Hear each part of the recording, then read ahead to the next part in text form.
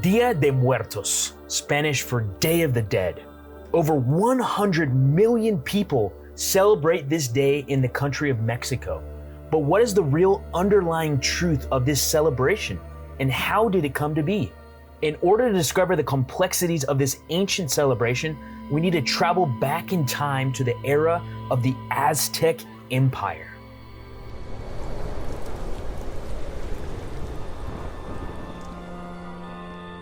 From 1345 to 1521, the Aztecs ruled central Mexico and its surrounding areas. Known for committing human sacrifice, death was considered an honor.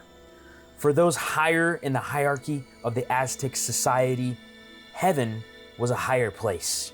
But for the average man, the commoner, whether rich or poor, you were headed for the place of the dead called Mictlan.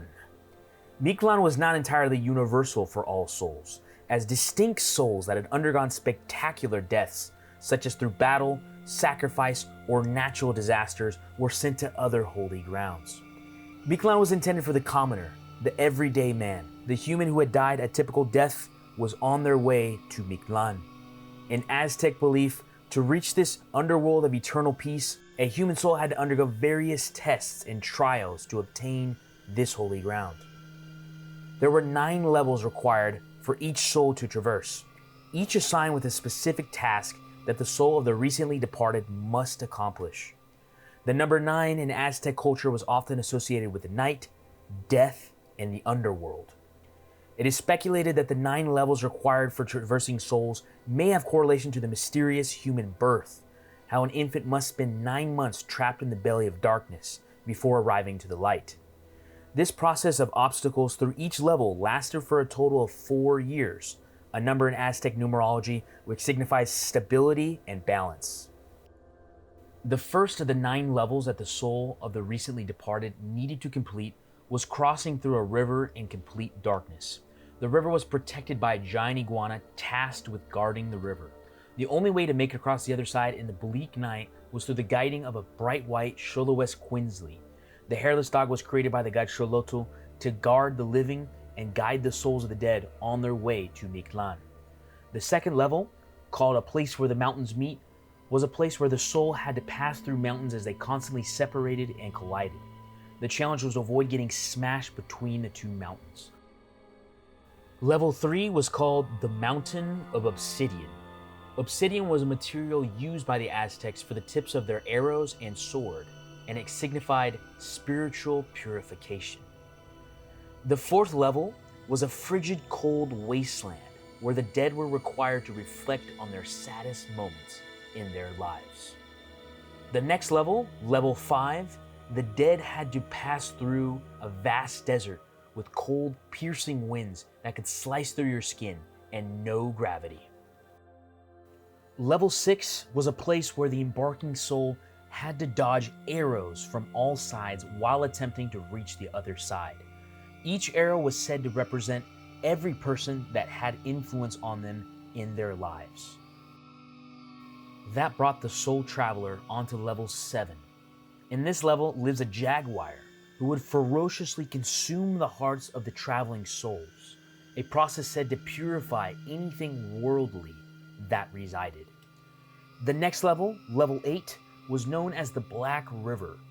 The now heartless soul needed to cross the dark, long river with a known predator in the midst, an iguana lurking in the water that would devour anyone who had fully left their worldly selves behind. The final level in the total 9 levels was the Valley of the 9 Rivers of Consciousness, where the dead had to cross through 9 different deep lagoons. After the completion of all 9 levels in the pathway to Mictlan, the dead was now finally able to deflesh itself from the decaying body, a time in which took about 4 human years, which correlates with the estimated time frame necessary to decompose a human body completely from all flesh and organs underneath the earth in the physical realm.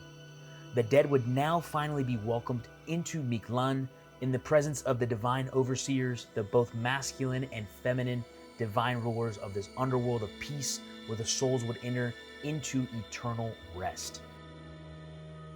In the earthly realm, The families of the deceased during the Aztec Empire would celebrate every year for the journey of the departed. They would typically celebrate around the 9th, 10th, and 11th of August, which was the festival months of the farming years for the Aztecs. The Aztecs would hold celebrations of dancing and music during this time. For each individual tomb of the departed, the family members would leave food and drink to sustain the traveling souls on their journey to Mictlan, along with flowers called cempasúchil, incense, and ornaments. With the arrival of the Spanish conquistadors, the celebration of the journey to Mictlan was converged with the Spanish celebration of the commemoration of the dead, which was a day to remember the lives of the deceased in the Catholic faith, the first and second day of November, to synchronize both Spanish and Aztec beliefs into one. The celebration of Dia de Muertos as we know it today has many beliefs that are tied back to the Aztec way of life. The celebration of Dia de Muertos begins on the afternoon of the 31st day of October and continues until the night of November 2nd. In Mexican tradition, on the night of November 1st, the souls of the children who had died come first on what is called Dia de los Angelitos, which in English translates to the Day of the Little Angels. In Aztec belief, if a baby died, its soul would go to the fourth heaven, which was different from that of Mictlan. November 2nd would be the day in which travelers on their way to Mictlan would stop by their gravesite. In the present time, for a Mexican family to celebrate Dia de Muertos, there are certain traditions that take place. The family will create what is called an ofrenda, which means altar in English. The typical ofrenda that is offered on Dia de Muertos consists of 4 different elements: earth, wind, fire, and water.